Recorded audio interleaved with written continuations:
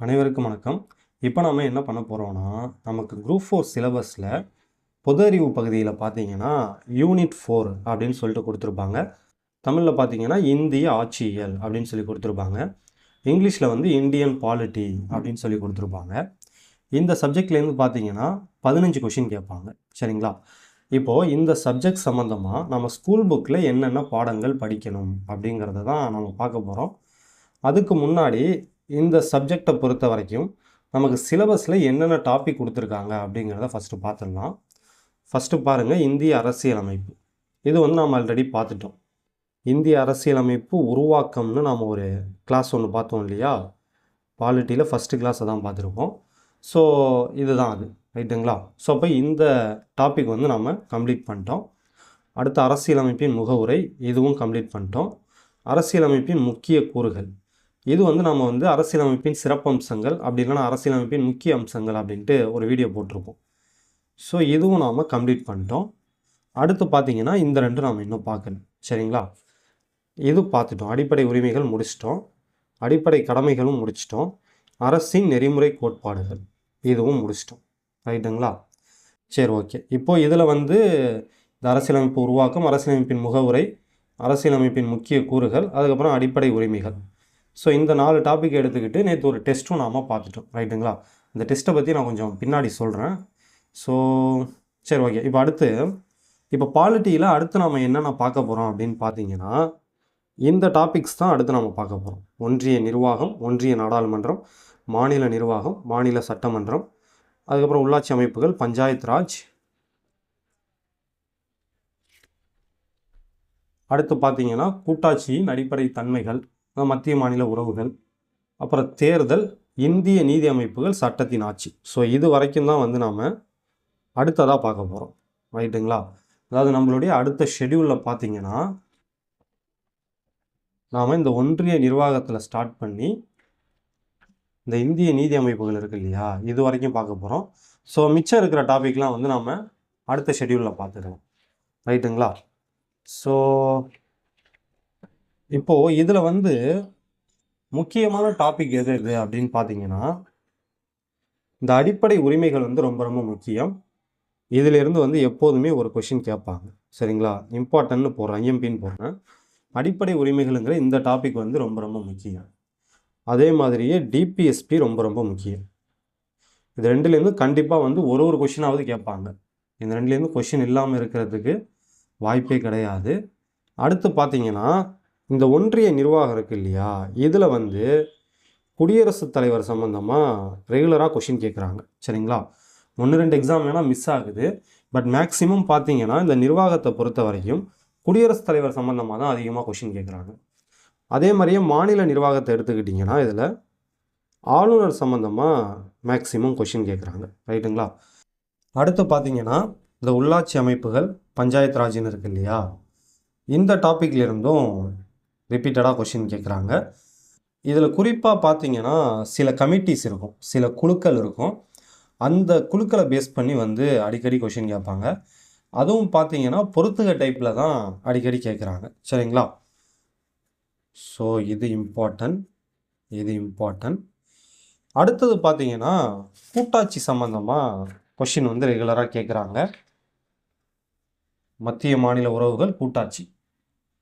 So இந்த topic இருக்குது இல்லையா, இது சம்மந்தமாகவும் கொஷின்ஸ் வந்து ரிப்பீட்டடாக கேட்குறாங்க. சரிங்களா? ஸோ சரி, ஓகே. இப்போ அடுத்து நாம் என்ன பார்க்கணும் அப்படின்னு பார்த்தீங்கன்னா, இந்த அரசின் நெறிமுறை கோட்பாடுகள்னு இருக்குது இல்லையா, இது வரைக்கும் இருக்கிற டாபிக் இருக்குது பாருங்கள் மேலே. இந்திய அரசியலமைப்பு உருவாக்கம், முகவுரை, சிறப்பியல்புகள், அப்புறம் இந்த 2 டாபிக், அதுக்கப்புறம் இந்த 3 டாபிக். மொத்தம் பார்த்தீங்கன்னா 1 2 3 4 5 6 7 8 டாபிக் வருதா? இந்த 8 டாபிக்ஸ் வந்து நாம் தனித்தனியாக படித்தாலே நமக்கு ஓரளவுக்கு புரியும். சரிங்களா? இதே ஆர்டரில் நம்ம தனித்தனியாக படித்தாலே பெருசாக பிரச்சனை இருக்காது, நமக்கு வந்து ஓரளவுக்கு புரியும். அதே மாதிரி பார்த்தீங்கன்னா இதை விட்டுருங்க, இதுக்கப்புறம் இருக்குது பாருங்கள், தேர்தல், இந்திய நீதி அமைப்புகள்ன்ட்டு இதுக்கப்புறம் இருக்குது இல்லையா, இந்த டாப்பிக்கும் வந்து நம்ம தனித்தனியாக படித்தாலே நமக்கு புரிஞ்சிடும். ரைட்டுங்களா? ஆனால் இப்போ இந்த இடையில இருக்குது இல்லையா, இந்த ஒன்றிய நிர்வாகம், ஒன்றிய நாடாளுமன்றம், மாநில நிர்வாகம், மாநில சட்டமன்றம், உள்ளாட்சி அமைப்புகள், பஞ்சாயத்து ராஜ், அதுக்கப்புறம் இந்த கூட்டாட்சி. சரிங்களா? 1 2 3 4 5 6 ரைட்டுங்களா? இந்த 6 டாப்பிக்கும் பார்த்தீங்கன்னா ஒன்னோட ஒன்று லிங்க் இருக்கும். ஸோ அப்போ நம்ம என்ன பண்ணுற மாதிரி இருக்கும்னா, நம்ம படிக்கும்போது இதை லிங்க் பண்ணி தான் படிக்கிற மாதிரி இருக்கும். இதை நான் எதுக்காக சொல்கிறேன் அப்படின்னா, இப்போ நம்ம அடுத்தது வந்து பாலிட்டியில் இந்த நாடாளுமன்றம் தான் ஸ்டார்ட் பண்ண போகிறோம். சரிங்களா? ஆனால் நம்ம இந்த ஒன்றிய நாடாளுமன்றம் அப்படின்னு பார்க்கும்போது ஜஸ்ட் இதில் உள்ளதை மட்டும் பார்த்தோன்னா புதுசாக படிக்கிறவங்களுக்கு ஒன்றுமே புரியாது. அப்போ நம்ம நாடாளுமன்றம் பார்க்கும்போதே மாநில சட்டமன்றம்னா என்னன்னு பார்க்குற மாதிரி இருக்கும். அதே மாதிரியே இந்த கூட்டாட்சினா என்னன்னு அதில் பார்க்குற மாதிரி இருக்கும். ஸோ இந்த 6 டாப்பிக்கை பொறுத்த வரைக்கும் இதுதான் ஒரு முக்கியமான விஷயம். நாம் இதை தனித்தனியாக படிக்க முடியாது. தனித்தனியாக படித்தா ஃப்ரெஷர்ஸுக்கு புரியாது. சீனியர் ஆஸ்பிரண்ட்டுக்கு எல்லாம் தெரிஞ்சதாக இருக்கும், அவங்களுக்கு பிரச்சனை இருக்காது. பட் இப்போ தான் சார் நான் படிக்கவே ஸ்டார்ட் பண்ணியிருக்கேன், பாலிட்டிலாம் நான் இப்போ தான் படிக்கிறேன் அப்படின்னு இருப்பாங்க இல்லைங்களா? அவங்களுக்கு இந்த 6 டாப்பிக்கையும் தனித்தனியாக சொல்லி கொடுத்தோன்னா ஒன்றுமே புரியாது. ஸோ அதனால் நம்ம கிளாஸஸ் எப்படி இருக்கும் அப்படின்னு பார்த்தீங்கன்னா, ஒன்றோட ஒன்று லிங்க் ஆகி தான் இருக்கும். ரைட்டுங்களா? ஸோ அதனால் இப்பயே சொல்லிடுறேன், இந்த நாடாளுமன்றம் ஸ்டார்ட் பண்ணும்போதே மாநில சட்டமன்றம்னா என்னென்னு நம்ம லைட்டாக டச் பண்ணுற மாதிரி இருக்கும். அதே மாதிரியே கூட்டாட்சினா என்னன்னு நம்ம லைட்டாக டச் பண்ணுற மாதிரி இருக்கும். ரொம்ப டீப்பாக போக மாட்டோம். பட் புரிஞ்சுக்கிறதுக்காக இதெல்லாம் கொஞ்சம் எக்ஸ்பிளைன் பண்ணுற மாதிரி தான் இருக்கும். ரைட்டுங்களா? சரி, ஓகே. இதில் ஃபஸ்ட்டு வந்து இந்த ஒன்றிய நிர்வாகம்னா என்ன, இது வரைக்கும் நம்ம பார்த்துட்டோம். இந்த 2 வந்து நம்ம அப்புறமா பார்த்துக்கலாம். ஸோ இது வந்து இப்போ வேணாம். இந்த 2 டாப்பிக்கும் வந்து நம்ம லாஸ்ட்டில் வச்சுக்கலாம். ரைட்டுங்களா? இப்போ நம்ம அடுத்து வந்து இதுதான் பார்க்க போகிறோம். இதில் இந்த ஒன்றிய நிர்வாகம்னா என்னென்னா, ஸோ நம்ம நாட்டில் பார்த்தீங்கன்னா 2 விதமான அரசுகள் இருக்கும். மத்திய அரசு, மாநில அரசு அப்படின்னு 2 விதமான அரசுகள் இருக்கும். அதில் மத்திய அரசுடைய நிர்வாக பிரிவில் யாரெல்லாம் இருப்பாங்க அப்படின்னு படிக்கிறது தான் அந்த ஒன்றிய நிர்வாகம் அப்படிங்கிறது. இதில் தான் குடியரசுத் தலைவர்லாம் வருவாங்க. சரிங்களா? இதுக்குள்ளே நம்ம டீப்பாக போக வேணாம், நீங்கள் ஜஸ்ட் இப்போதைக்கு தெரிஞ்சுக்கிட்டால் போதும். ரைட்டுங்களா? அதே மாதிரியே ஒன்றிய நாடாளுமன்றம்னா என்னென்னா, நம்ம நாட்டுக்கு தேவையான சட்டங்கள், நம்ம நாட்டு மக்களுக்கு தேவையான திட்டங்கள், ஸோ இந்த மாதிரி நாட்டுக்கு தேவையான எல்லாத்தையும் செஞ்சு கொடுக்குற ஒரு இடம் தான் இந்த நாடாளுமன்றம்ங்கிறது. இதை தான் வந்து நாளைக்கு நம்ம பார்க்க போகிறோம். சரிங்களா? நாளைக்கு தான் ஸ்டார்ட் பண்ண போகிறோம். அதே மாதிரியே மாநில நிர்வாகம்னா என்னென்னா, மாநில அரசுடைய நிர்வாக பிரிவில் யாரெல்லாம் இருப்பாங்க அப்படின்னு பார்க்குறது தான் மாநில நிர்வாகம். இதில் தான் நம்ம வந்து ஆளுநரை பற்றி படிப்போம். சரிங்களா? ஒன்றிய நிர்வாகத்தை பொறுத்த வரைக்கும் குடியரசுத் தலைவர் ரொம்ப ரொம்ப முக்கியம். மாநில நிர்வாகத்தை பொறுத்த வரைக்கும் ஆளுநர் ரொம்ப ரொம்ப முக்கியம். நான் சொல்கிறது எக்ஸாம் பாயிண்ட் ஆஃப் வியூவில். சரிங்களா? எக்ஸாம் பாயிண்ட் ஆஃப் வியூவில் இந்த 2 டாப்பிக்லேயும் தான் ரிப்பீட்டடாக கொஷின் கேட்குறாங்க. அடுத்தது மாநில சட்டமன்றம்னா, ஒரு மாநிலத்துக்கு தேவையான சட்டங்கள், அந்த மாநில மக்களுக்கு தேவையான நலத்திட்டங்கள், வளர்ச்சி திட்டங்கள், ஸோ இதெல்லாம் செஞ்சு கொடுக்குற ஒரு இடம் தான் மாநில சட்டமன்றம் அப்படிங்கிறது. அதுக்கப்புறம் உள்ளாட்சி அமைப்புகள், குறிப்பாக பஞ்சாயத்து ராஜ். ஸோ இது என்னன்னா, கிராமம் வந்து ஒரு தலைவரை வந்து உருவாக்கி வச்சுருப்பாங்க. சரிங்களா?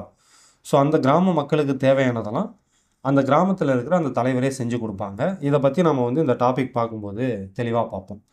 சரிங்களா? ஏன்னா இப்போ ஒரு கிராமத்தில் ஒரு பிரச்சனை, இந்தியாங்கிறது ஒரு பெரிய நாடாக இருக்கும். ஒரு கிராமத்தில் ஒரு பிரச்சனைன்னு வச்சுங்களேன், அந்த பிரச்சனையை வந்து முதலமைச்சரோ இல்லை பிரதமரோ வந்து தீர்த்து வைக்கிறது ரொம்ப கஷ்டம். ரைட்டுங்களா? ஆனால் அந்த கிராமத்திலே ஒரு தலைவர் இருக்காருன்னு வச்சுங்க, அவர் வந்து ஈஸியாக தீர்த்து வச்சிடலாம். ஓகேவா? ஸோ அப்படி உருவாக்கப்பட்டது தான் இந்த பஞ்சாயத்து ராஜ் அப்படிங்கிறது. இவ்வளோ போதும். சரிங்களா? இதை தாண்டி இப்போதைக்கு நம்ம டீப்பாக போக வேணாம். ஜஸ்ட் இவ்வளோ தெரிஞ்சுக்கிட்டால் இப்போதைக்கு போதும். அடுத்தது பாருங்கள், இந்த கூட்டாட்சினா என்ன அப்படின்னு பார்த்தீங்கன்னா, நம்ம நாட்டில் மத்திய அரசு, மாநில அரசுன்னு 2 அரசு இருக்குன்னு சொன்னல. இந்த 2ம் பார்த்தீங்கன்னா சேர்ந்து தான் எல்லாம் நடந்துக்கிட்டு இருக்கு. ரைட்டுங்களா? அதே மாதிரி இவங்க 2 பேருக்கும் கொஞ்சம் அதிகாரத்தை பிரித்து கொடுத்துருப்பாங்க. மத்திய அரசுக்கு இந்தந்த அதிகாரம்லாம் இருக்குது, மாநில அரசுக்கு இந்தந்த அதிகாரம்லாம் இருக்குன்ட்டு கொஞ்சம் பிரித்து கொடுத்துருப்பாங்க. இதை பற்றிலாம் படிக்கிறது தான் கூட்டாட்சி. அப்புறம் தேர்தல்லாம் ஒன்றும் பிரச்சனை இல்லை, உங்களுக்கு தெரிஞ்சது தான். இந்திய நீதி அமைப்புகள் அப்படின்னா, இதில் வந்து நம்ம நீதிமன்றங்களை பற்றி படிப்போம். உச்ச நீதிமன்றம், உயர் நீதிமன்றம், மாவட்ட நீதிமன்றம், ஸோ இதோடைய அமைப்பு எப்படி இருக்கும், ஸோ இந்த மாதிரி விஷயங்களை படிக்கிறது தான் இந்த இந்திய நீதி அமைப்புகள் அப்படிங்கிறது. அதுக்கப்புறம் பார்த்தீங்கன்னா பொது வாழ்வில் ஊழல் தடுப்பு நடவடிக்கைகள், லோக்பால், லோக் ஆயுக்தா. ஸோ இது சிம்பிள் தான். சரிங்களா? இதில் வந்து பெருசாக தெரிஞ்சுக்க ஒன்றும் கிடையாது. ஊழல்னா என்னென்னு உங்களுக்கு தெரியும். இந்த ஊழலை ஒழிக்கிறதுக்கு என்னென்ன நடவடிக்கைகள் எடுத்திருக்காங்க அப்படிங்கிறத பற்றி படிக்கிறது தான் இது. அடுத்து தகவல் அறியும் உரிமை. ஸோ இதுவும் வந்து ஒரு முக்கியமான டாபிக் தான், சரிங்களா? இதுலேருந்து ரிப்பீட்டடாக கொஷின்லாம் கேட்குறதில்ல, ஆனால் இது ரொம்ப ரொம்ப முக்கியமான ஒரு டாபிக் தான். அடுத்து பார்த்தீங்கன்னா பெண்களுக்கு அதிகாரம் அளித்தல், அதுக்கப்புறம் நுகர்வோர் பாதுகாப்பு அமைப்புகள் நுகர்வோர் பாதுகாப்பு அமைப்புகள். ஸோ இந்த பெண்களுக்கு அதிகாரம் அளித்தல் பார்த்தீங்கன்னா ஒரு 3 வருஷத்துக்கு முன்னாடி வரைக்கும் ரொம்ப ரொம்ப முக்கியமான ஒரு டாப்பிக்காக இருந்தது, சரிங்களா? இதுலேருந்து 2-3 கொஷின்லாம் கேட்பாங்க. பெண்களுக்கான என்ன சொல்ற பெண்களுக்கான திட்டங்கள், பெண்களுக்காக அரசாங்கம் என்னென்ன பண்ணியிருக்காங்க, பெண்களுக்காக இந்திய அரசியலமைப்பில் என்னென்ன சொல்லியிருக்காங்க அப்படின்ட்டு அடிக்கடி இதுலேருந்து கொஷின் கேட்டுக்கிட்டு இருந்தாங்க. பட் இப்போ வந்து கொஞ்சம் குறைச்சிட்டாங்க, ரைட்டுங்களா? ஸோ அதுக்கப்புறம் நுகர்வோர் பாதுகாப்பு அமைப்புகள். ஸோ இதெல்லாம் வந்து ஈஸி தான். அப்புறம் மனித உரிமைகள் சாசனம். அப்புறம் பார்த்தீங்கன்னா தமிழ்நாடு மற்றும் இந்தியாவின் அரசியல் கட்சிகளும் ஆட்சியியல் முறைகளும். இது போக நடப்பு நிகழ்வுகள், சரிங்களா? பாலிட்டி சம்மந்தமான நடப்பு நிகழ்வுகள் நம்ம படிக்கிற மாதிரி இருக்கும். ஸோ சிலபஸில் இவ்வளோ தான் கொடுத்துருக்காங்க. இதில் நான் ஏற்கனவே சொன்ன மாதிரி இந்த டாப்பிக்லாம் வந்து நம்ம தனித்தனியாகவே படிக்கலாம், சரிங்களா? எந்த பிரச்சனையும் இருக்காது. அதே மாதிரியே பிகினிங்கில் இருக்கிற இந்த 8 டாபிக் இதையும் நாம் தனித்தனியாகவே படிக்கலாம், ஈஸியாக புரிஞ்சிடும். ஆனால் இடையில இருக்குது பார்த்தீங்களா இந்த 6 டாபிக், இந்த 6 டாபிக் வந்து நம்ம லிங்க் பண்ணி தான் படித்தாகணும். நம்ம கிளாஸஸ் அப்படி தான் இருக்கும். சரி, ஓகே. இப்போது இன்னொரு முக்கியமான விஷயம் என்னென்னா, அடுத்ததான் நம்ம என்னென்ன படிக்கணும் அப்படின்னு பார்க்கலாம். பட் அதுக்கு முன்னாடி ஒரு முக்கியமான விஷயத்த சொல்லிடுறேன். நேற்று டெஸ்ட்டில் 15 கொஷினுக்கு கீழே வந்து யார் யாரெல்லாம் ஆன்சர் பண்ணீங்களோ, அதாவது 15 கொஷினுக்கு கம்மியாக யாரெல்லாம் ஆன்சர் பண்ணீங்களோ, நீங்களாம் என்ன பண்ணணும்னா, இப்போ நான் ஒரு 2 யூனிட் சொல்கிறேன், சரிங்களா? அந்த 2 யூனிட்டை படிச்சுட்டு திரும்பவும் போயிட்டு நம்ம வீடியோவை பாருங்கள். இந்த 4 டாபிக் சம்மந்தமாக நம்ம வீடியோ போட்டிருந்தோம் இல்லையா? இந்திய அரசியலமைப்பு உருவாக்கம், அரசியலமைப்பின் முகவுரை, அரசியலமைப்பின் முக்கிய கூறுகள், அப்புறம் அடிப்படை உரிமைகள். இந்த 4 டாபிக் சம்மந்தமாக நம்ம ஆல்ரெடி ஸ்டடி வீடியோ போட்டிருக்கோம் இல்லையா? அதை வந்து நீங்கள் திரும்பி ஒரு வாட்டி கண்டிப்பாக பார்க்கணும். ஏன்னா நம்ம வந்து சிலபஸை கம்ப்ளீட் பண்ணுறது முக்கியம் கிடையாது, சரிங்களா? நம்ம படித்ததில் எந்த அளவுக்கு நம்ம மைண்டுக்குள்ளே போயிருக்கு, நம்ம எந்த அளவுக்கு அதை புரிஞ்சு படிச்சிருக்கோம் அப்படிங்கிறது தான் முக்கியம். வெறுமனே வந்து சிலபஸை முடிக்கிறோங்கிற பேரில் சும்மா படிச்சுக்கிட்டே போகிறது வேஸ்ட்டு தான். அது கண்டிப்பாக எக்ஸாம் பாயிண்ட் ஆஃப் வியூவில் நமக்கு எந்த யூஸுமே அதனால் இருக்காது. அதனால் ஒரு டாபிக் எடுத்திங்கன்னா எவ்வளோ டைம் எடுத்துக்கிட்டாலும் இந்த டாப்பிக்லேருந்து எப்படி கொஷின் கேட்டாலும் கரெக்டாக ஆன்சர் பண்ணுற அளவுக்கு தெளிவாக படிச்சுக்கணும். இப்போ நீங்கள் பிலோ 15 கொஷினுக்கு கரெக்டாக ஆன்சர் பண்ணியிருந்தீங்கன்னா இந்த 4 டாப்பிக்கில் வந்து நீங்கள் தெரிஞ்சிக்க வேண்டிய விஷயங்கள் இன்னும் நிறையா இருக்குது அப்படின்னு அர்த்தம், ரைட்டுங்களா? அதனால் இப்போ நான் ஒரு 2 யூனிட் சொல்கிறேன், அந்த 2 யூனிட்டை படிச்சுட்டு திரும்பவும் வந்து இந்த வீடியோவை ஒரு டைம் பாருங்கள், ரைட்டுங்களா? சரி, ஓகே. இப்போ நம்ம ஸ்கூல் புக்கில் என்னென்ன படிக்கணும் அப்படின்னு பார்த்துடலாம். ஸோ ஃபஸ்ட்டு பார்த்தீங்கன்னா 10ஆம் வகுப்பு சமூக அறிவியல் புத்தகத்தில் குடிமையியல் பகுதியில் இந்த 3 யூனிட்டுமே ரொம்ப ரொம்ப முக்கியம், சரிங்களா? இந்திய அரசியலமைப்பு, நடுவண் அரசு, மாநில அரசுன்னு இருக்கு இல்லையா? இந்த 3 யூனிட்டுமே ரொம்ப ரொம்ப முக்கியம், ரைட்டுங்களா? அடுத்து பார்த்தீங்கன்னா 12ஆம் வகுப்பு அரசியல் அறிவியல் புத்தகத்தில் இந்த 5 யூனிட்டுமே ரொம்ப ரொம்ப முக்கியம். எல்லாமே சிலபஸோட டைரெக்டாகவே லிங்க் ஆகும். ஸோ இந்த 5 யூனிட்டும் பார்த்தீங்கன்னா ரொம்ப ரொம்ப முக்கியம். இப்போ இதில் இந்த ஃபஸ்ட்டு யூனிட்டும் இந்த ஃபஸ்ட் யூனிட்டும் தான் நீங்கள் படிக்கணும், ரைட்டுங்களா? இந்த 2 யூனிட்டில் வந்து நேற்று நம்ம டெஸ்ட்டு கொடுத்துருந்தா அந்த 4 டாபிக் இருக்கும். ஸோ நான் வந்து கிளாஸ் எடுக்கும்போது இந்த புத்தகங்களில் இருக்கிற பாயிண்ட்ஸை தாண்டி எக்ஸ்ட்ரா பாயிண்ட்ஸும் கொடுத்துருப்பேன். பட் நீங்கள் என்ன பண்ணுறீங்கன்னா இந்த புத்தகத்தில் இருக்கிற இந்த 2 யூனிட்டையும் ஒரு டைம் வந்து கம்ப்ளீட்டாக படிங்க. முக்கியமான விஷயம், இந்த 2 யூனிட்லேயுமே இந்த 4 டாபிக் போக எக்ஸ்ட்ரா கொஞ்சம் கொடுத்துருப்பாங்க, சரிங்களா? இந்த இந்திய அரசியலமைப்பு உருவாக்கம், அரசியலமைப்பு முகவுரை, அரசியலமைப்போட முக்கிய கூறுகள், அடிப்படை உரிமைகள், இது போக கொஞ்சம் எக்ஸ்ட்ராவும் கொடுத்துருப்பாங்க. பட் அதையும் நீங்கள் படித்து பாருங்கள், தப்பு கிடையாது, சரிங்களா? அதில் ஆல்ரெடி நம்ம எடுத்த கிளாஸஸும் கொஞ்சம் இருக்கும், இனிமேல் எடுக்க போகிறதும் கொஞ்சம் அதில் இருக்கும். அதனால் இந்த 2 யூனிட்டையும் நீங்கள் ஃபுல்லாகவே படிக்கலாம், தப்பு கிடையாது. சரி, ஓகே. இப்போ அடுத்தது வேறு என்னென்ன படிக்கணும் அப்படின்னு பார்த்தீங்கன்னா, ஸோ 9th சமூக அறிவியல் புத்தகத்தில் குடிமையியல் பகுதியில் ஃபஸ்ட் யூனிட்டில் பார்த்தீங்கன்னா 1.2.8ன்னு ஒரு சப்டாபிக் இருக்கும், இந்தியாவில் மக்களாட்சி அப்படின்னு ஸ்டார்ட் ஆகும். ஸோ இதிலேருந்து வந்து எக்ஸாம் பாயிண்ட் ஆஃப் வியூவில் ரொம்ப முக்கியம். ஆனால் நீங்கள் இந்த யூனிட் என்ன பண்ணணும்னா பிகினிங்லேருந்தே படிக்கணும், சரிங்களா? பிகினிங்லேருந்தே படிச்சுட்டு வந்து இதையும் அப்படியே சேர்த்து படிச்சிங்கன்னா உங்களுக்கு கான்செப்ட் வந்து கொஞ்சம் நல்லா புரியும். ஆனால் நமக்கு எக்ஸாம் பாயிண்ட் ஆஃப் வியூவில் இதுக்கப்புறம் உள்ளது தான் முக்கியம். பட் இதுக்கப்புறம் உள்ளது உங்களுக்கு புரியணும்னா நீங்கள் ஆரம்பத்துலேருந்தே படிக்கணும். ரைட்டுங்களா? ஸோ அடுத்து பார்த்தீங்கன்னா செகண்ட் யூனிட்டும் முக்கியம்தான். தேர்தல், அரசியல் கட்சிகள் மற்றும் அழுத்த குழுக்கள்னு இருக்கு இல்லையா? ஸோ இதெல்லாம் வந்து உங்களுக்கு சிலபஸில் பார்த்தீங்கன்னா டைரெக்டாகவே கவர் ஆகும். சரிங்களா? தேர்தல்னு இங்கே இருக்கா? ரைட்டுங்களா? இது சிலபஸில் உள்ளது. அரசியல் கட்சிகள் இங்கே இருக்கா? தமிழ்நாடு மற்றும் இந்தியாவின் அரசியல் கட்சிகள்னு. ஸோ இந்த மாதிரி டைரெக்டாகவே கவர் ஆகிறது தான். அதேமாதிரி மனித உரிமைகளும் நமக்கு சிலபஸில் இருக்குது. அரசாங்கங்களின் வகைகள் இது பார்த்தீங்கன்னா சிலபஸில் நமக்கு டைரெக்டாக கவர் ஆகாது. ஆனால் வந்து சில பேசிக்கான விஷயங்களை ஃப்ரெஷர்ஸ் தெரிஞ்சுக்கணுன்னா கண்டிப்பாக இந்த யூனிட்டை படிக்கணும். அதனால் வந்து இதை ஒரு டைம் வந்து படித்து பாருங்கள், பொறுமையாக படிங்க. ரைட்டுங்களா? அதுக்கப்புறம் உள்ளாட்சி அமைப்புகள் இது நமக்கு சிலபஸில் டைரெக்டாக கவர் ஆகும். அதுக்கப்புறம் பார்த்தீங்கன்னா 11ஆம் வகுப்பு அரசியல் அறிவியல் புத்தகத்தில் இந்தியாவில் தேர்தல் நடைமுறை அப்படின்னு ஒரு டாபிக் ஒன்று ஸ்டார்ட் ஆகும். சரிங்களா? 11ஆவது யூனிட்டில் பார்த்தீங்கன்னா இந்தியாவில் தேர்தல் நடைமுறை அப்படின்னு ஒரு டாபிக் ஸ்டார்ட் ஆகும். எக்ஸாம் பாயிண்ட் ஆஃப் வியூவில் இதிலேருந்து நீங்கள் படிச்சிங்கன்னா போதும். ஆனால் இதை படிக்கணும்னா நீங்கள் பிகினிங்லேருந்தே படிச்சுட்டு வரணும். அப்போ தான் இதில் சொல்லியிருக்கிற விஷயம் உங்களுக்கு புரியும். ஸோ ஆரம்பத்துலேருந்தே கொஞ்சம் பொறுமையாக படிச்சுட்டு வாங்க. இது எக்ஸாம் பாயிண்ட் ஆஃப் வியூவில் யூஸ் ஆகாது. பட் இதை படித்தா தான் உங்களுக்கு இங்கே உள்ளது புரியும். ரைட்டுங்களா? ஸோ அடுத்து பார்த்தீங்கன்னா 11ஆம் வகுப்பு அரசியல் புத்தகத்தில் 12ஆவது யூனிட்டில் 12.4ன்னு ஒரு சப்டாபிக் இருக்கும். இந்தியாவில் உள்ளாட்சி அப்படின்னு கொடுத்துருப்பாங்க. ஸோ இதுவும் ரொம்ப ரொம்ப முக்கியம். ரைட்டுங்களா? இதுக்கு முன்னாடியுமே நீங்கள் இந்த யூனிட்டில் அதுக்கு முன்னாடி உள்ளதையும் சும்மா படித்து பார்க்கலாம். சரிங்களா? ஒரு என்ன சொல்கிறது, ஒரு நல்ல அண்டர்ஸ்டாண்டிங் கிடைக்கும். அதுக்காக வந்து நீங்கள் பிகினிங்லேருந்தே படிக்கலாம். பட் எக்ஸாம் பாயிண்ட் ஆஃப் வியூவில் இதுலேருந்து தான் ரொம்ப ரொம்ப முக்கியம். ஓகேவா? ஸோ அடுத்து பாருங்கள்.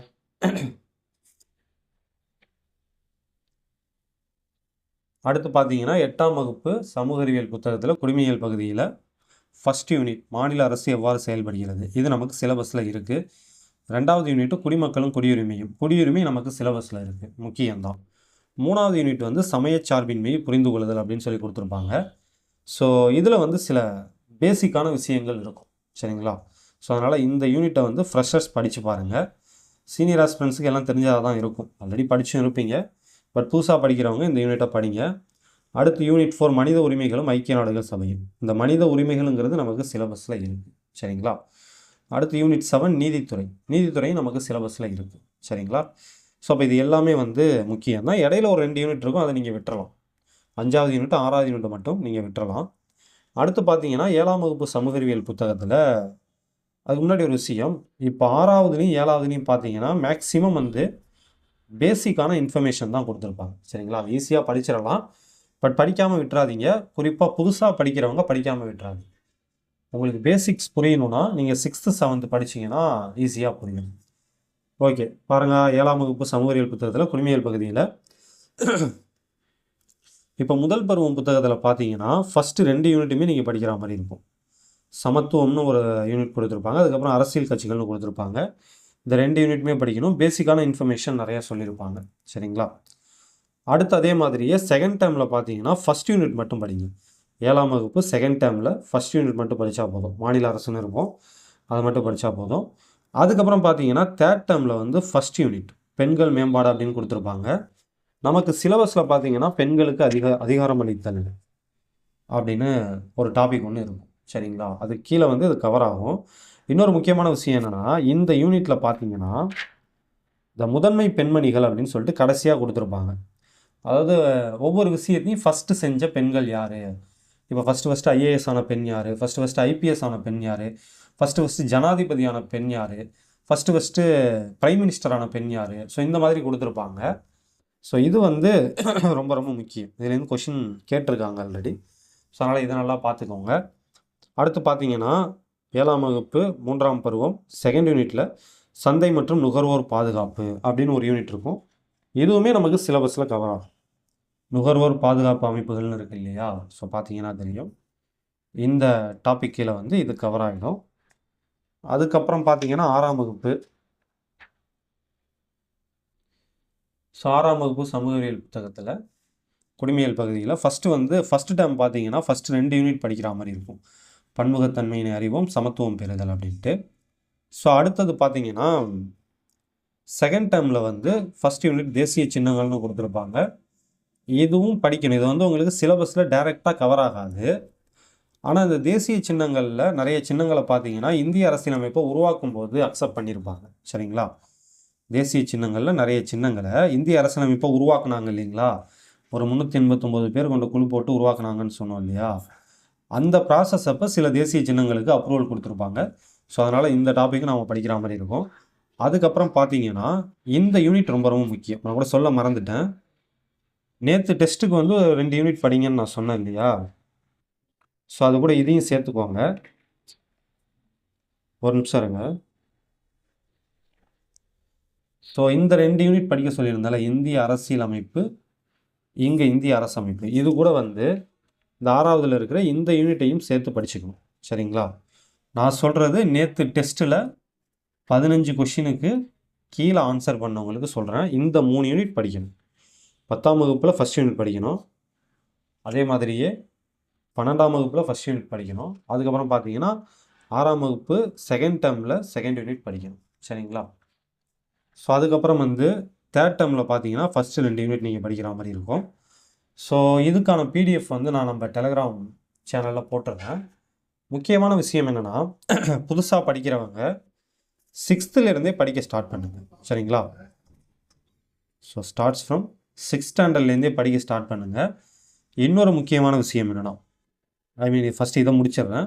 6th ஸ்டார்ட் பண்ணி 6th 7th 8th 9th 10th 11th 12th இந்த ஆர்டர்லேயே படிங்க. நான் சொல்கிறது புதுசாக படிக்கிறவங்க இந்த ஆர்டர்லேயே படிங்க. இன்னொரு முக்கியமான விஷயம் என்னென்னா இதில் நீங்கள் 6th 7th குயிக்காக முடிச்சிடணும். இதுக்கு ரொம்ப டைம் எடுத்துக்கூடாது. ரைட்டுங்களா? இப்போ 6th பார்த்தீங்கன்னா ஒரு 6 யூனிட் இருக்குது. 7th பார்த்தீங்கன்னா ஒரு 5 யூனிட் இருக்கா? ஸோ இதை வந்து மேக்ஸிமம் வந்து 1 வீக்குள்ளே நீங்கள் முடிச்சிடணும். நான் சொல்கிறது ரொம்ப ரொம்ப அதிகம் தான். ஒரு வாரத்துக்குள்ளே இந்த யூனிட்டெல்லாம் நீங்கள் படித்து முடிச்சிடணும். ஏன்னா எல்லாமே பேசிக்கான இன்ஃபர்மேஷன் தான் இருக்கும். ஸோ நீங்கள் சீக்கிரம் முடிச்சிடலாம். அதுக்கப்புறம் 8வதுலேருந்து கொஞ்சம் வந்து இம்பார்ட்டன்ட் கொடுத்து படிங்க. நமக்கு ரொம்ப முக்கியம்னு பார்த்தீங்கன்னு வச்சுங்களேன், நமக்கு வந்து ரொம்ப ரொம்ப முக்கியமான பாடங்கள் எது இதில் அப்படின்னு பார்த்தீங்கன்னா இதுதான். இந்த 10th இருக்கிற இந்த 3 யூனிட் ரொம்ப ரொம்ப முக்கியம். அதே மாதிரி 12th இருக்கிற இந்த 5 யூனிட் வந்து ரொம்ப ரொம்ப முக்கியம். அடுத்து பார்த்தீங்கன்னா இந்த 11th இருக்கிற இந்த 2 யூனிட் வந்து ரொம்ப ரொம்ப முக்கியம். மற்றதெல்லாம் முக்கியம் இல்லையான்னு கேட்காதீங்க. மற்றதை கம்பேர் பண்ணும்போது இந்த யூனிட்லாம் வந்து ரொம்ப ரொம்ப முக்கியம். அதே மாதிரியே நான் பிகினிங்கில் சிலபஸ் பார்க்கும்போது சொன்னேன் இல்லையா, முக்கியமான டாபிக் எதுன்னு சொன்னேன்ல. ஸோ இம்பார்ட்டன்ட் போட்டிருக்க பாருங்க. அடிப்படை உரிமைகள், டிபிஎஸ்பி, அப்புறம் குடியரசுத் தலைவர் சம்மந்தமானது, ஆளுநர் சம்மந்தமானது, உள்ளாட்சி அமைப்புகள் சம்மந்தமானது, அதுக்கப்புறம் கூட்டாட்சி சம்மந்தமானது. ஸோ இதெல்லாம் இம்பார்ட்டன்ட் சொன்னேன் இல்லையா? அப்போ மற்றதெல்லாம் படிக்க தேவையில்லையா அப்படின்னு ஒரு டவுட் வந்துடும் போது நம்ம எல்லாமே தான் படிக்கணும். பட் கம்பேரிட்டிவ்லி பார்த்தீங்கன்னு வச்சுங்களேன், மற்ற டாப்பிக்கை விட நான் அந்த இம்பார்ட்டன்ட் போட்டிருக்கேன் பார்த்தீங்களா, இந்த டாப்பிக்லேருந்து கொஷின்ஸ் வந்து ரிப்பீட்டடாக கேட்குறாங்க. சரிங்களா? ஸோ அதனால் நம்ம இதுக்கெலாம் கொஞ்சம் எக்ஸ்ட்ரா இம்பார்ட்டன்ஸ் கொடுக்கணும். அவ்வளோதான். மற்றபடி நம்ம இதில் எல்லாத்தையுமே படிக்க தான் போகிறோம், படித்து தான் ஆகணும். அதில் எந்த சந்தேகமும் வேணாம். பட் நான் ஏற்கனவே சொன்ன மாதிரி நீங்கள் கொஞ்சம் கம்பேர் பண்ணி பார்த்தீங்கன்னா இதில் மற்ற டாப்பிக்கை கம்பேர் பண்ணும்போது இப்போ நான் சொல்லியிருக்கிற டாப்பிக்லேருந்து மேக்ஸிமம் கொஷின் கேட்டுடுறாங்க. அதே மாதிரி ரிப்பீட்டடாகவும் கேட்குறாங்க. ஸோ அதனால தான் வந்து இதெல்லாம் இம்பார்ட்டன்ட் அப்படின்னு போட்டு கொடுத்துருக்கேன். ஸோ வேறு என்ன, எல்லாம் சொல்லிட்டேன்னு நினைக்கிறேன். வீடியோவை கம்ப்ளீட் பண்ணதுக்கப்புறம் இதெல்லாம் சொல்லாமல் விட்டுட்டோமே அப்படின்ட்டு ஏதாவது தோணும். இப்படியே பழகி போச்சு. இது எப்படி சரி பண்ணுறதுன்னு தெரில. பட் இப்போதைக்கு எல்லாம் சொன்ன மாதிரி தான் தோணுது. சரி, ஓகே. இப்போ நீங்கள் இதுக்கப்புறம் எந்தெந்த யூனிட்லாம் நீங்கள் படிக்கிற மாதிரி இருக்கும், அதாவது நம்ம இதுக்கப்புறம் கிளாஸ் எடுக்க போகிறோம் இல்லையா, அது சம்மந்தமாக நீங்கள் எந்தெந்த யூனிட்லாம் படிக்கிற மாதிரி இருக்கும்னு பார்த்தீங்கன்னா இந்த 2 யூனிட் படிக்கணும். அடுத்து வந்து இந்த 2 யூனிட் படிக்கணும். சரிங்களா? 10th second unit third unit படிக்கணும். 12th second unit third unit படிக்கணும். அதுக்கப்புறம் 8ஆம் வகுப்பில் இந்த மாநில அரசு எவ்வாறு செயல்படுகிறதுன்னு இருக்கு இல்லையா, ஃபஸ்ட் யூனிட். ஸோ இது படிக்கிற மாதிரி இருக்கும். அப்புறம் இந்த யூனிட் படிக்கிற மாதிரி இருக்கும். இந்த யூனிட்டை தான் நம்ம அடுத்து பார்க்க போகிறோம். நான் ஏற்கனவே சொன்ன மாதிரி நாம் ஆனால் தனித்தனியாக பார்க்க முடியாது. இந்த டாப்பிக்கெல்லாம் பொறுத்த வரைக்கும் எல்லாத்தையுமே லிங்க் பண்ணி பார்க்குற மாதிரி தான் இருக்கும். ஸோ இனிமேல் வரப்போகிற கிளாஸஸ் வந்து கொஞ்சம் உங்களுக்கு கஷ்டமாக இருக்கிற மாதிரி ஃபீல் ஆகும், கன்ஃபியூஸ் ஆகிற மாதிரியும் ஃபீல் ஆகும். பட் பொறுமையாக பார்த்துக்கிட்டே வாங்க.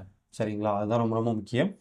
இன்னொரு முக்கியமான விஷயம் நான் எப்போதுமே சொல்கிறது தான், நீங்கள் ஒரு ஒரு டாபிக் படிக்கிறீங்க சரிங்களா, ஒரு டாபிக் படிக்கிறீங்க இல்லைனா ஒரு டாபிக் சம்மந்தமாக வீடியோ பார்க்குறீங்கன்னு வச்சுங்களேன். ஒரு டைமில் உங்களுக்கு கண்டிப்பாக புரியாது. அதாவது ஒரு டாப்பிக்கை நீங்கள் ஒரே ஒரு டைம் படித்தாலோ இல்லை அந்த டாபிக் சம்மந்தமான வீடியோவை ஒரே ஒரு டைம் பார்த்தாலோ கண்டிப்பாக உங்களுக்கு புரியாது. நான் சொல்கிறது புதுசாக படிக்க ஸ்டார்ட் பண்ணியிருக்கிறவங்களுக்கு, ரைட்டுங்களா? ஒரு டாபிக்னால் நீங்கள் மினிமம் ஒரு 3 டைமாவது படிக்கணும். அதேமாதிரி வீடியோ பார்த்து படிச்சிங்கன்னா மினிமம் அந்த வீடியோவை ஒரு 2 டைமாவது நீங்கள் பார்க்கணும். அதுவும் கொஞ்சம் கேப் விட்டு பண்ணணும் சரிங்களா. ஒரே நாளில் 2 டைம் படிக்கிறது 3 டைம் படிக்கிறது அந்த மாதிரி பண்ணக்கூடாது. அதே மாதிரி ஒரே நாளில் ஒரு வீடியோவை 2 டைம் பார்க்குறது அந்த மாதிரியும் பண்ணாதீங்க. கொஞ்சம் கேப் விடுங்க. இப்போ இன்றைக்கி வந்து ஒரு டாபிக் படிக்கிறீங்களா, உதாரணத்துக்கு இன்றைக்கி நீங்கள் அடிப்படை உரிமைகள் படிச்சிங்கன்னா எந்த அளவுக்கு புரியுதோ அந்த அளவுக்கு அது புரியட்டும், பரவாயில்ல விட்டுருங்க. எகெயின் வந்து ஒரு வாரம் சரிங்களா, ஒரு 7 டேஸ் இல்லைனா ஒரு 10 டேஸ் கழித்து திரும்பவும் இதே டாபிக் எடுத்து நீங்கள் படிக்கணும் சரிங்களா. ஸோ அந்த மாதிரி பண்ணால் தான் உங்களுக்கு வந்து ஒரு பெனிஃபிட் இருக்கும். அது காரணம் நான் ஏற்கனவே சொல்லியிருக்கேன், அதனால் அதுக்குள்ளே ரொம்ப போக வேணாம். ஸோ இந்த மாதிரி ட்ரை பண்ணுங்கள். வேறு என்ன? ஸோ முடிச்சுக்கலாம், அவ்வளோதான்.